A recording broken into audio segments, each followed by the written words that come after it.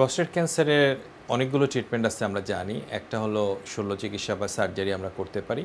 একটা হলো রেডিয়েশন থেরাপির মাধ্যমেও চিকিৎসা করতে পারি। আধুনিক চিকিৎসার মধ্যে কোনো ক্ষেত্রে শল্য চিকিৎসা এবং রেডিয়েশন থেরাপি ইকুইভ্যালেন্ট বলা হয়ে থাকে। প্রস্টেট ক্যান্সারের অন্যতম একটা চিকিৎসা হলো hormone therapy.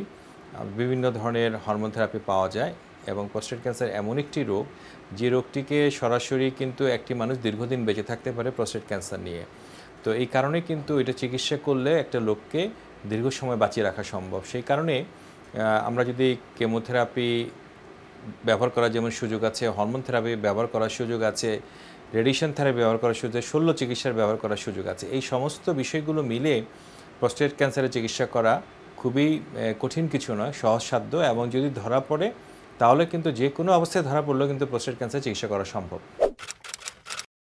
Prostate cancer early ডিটেকশনের পদ্ধতি হলো ডিজিটাল রেকটাল এক্সামিনেশন করা, পিএসএ করা। এগুলো সাধারণত আমরা 50 বছরের পরে প্রতি বছর করতে বলি।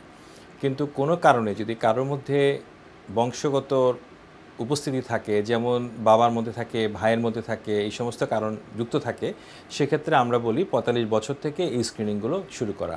স্ক্রিনিংগুলো যদি প্রাথমিক পর্যায়ে শুরু করা যায় তাহলে কিন্তু একটি মানুষকে সহজে প্রস্টেট ক্যান্সার ডায়াগনোস করা সম্ভব হয়। আমরা আরেকটি মডার্ন পদ্ধতির কথা জানি, যাকে বলি multi parametric MRI of the prostate. এটা করে কিন্তু আমরা সহজেই প্রস্টেট ক্যান্সারের উপস্থিতি নির্ণয় করতে পারি।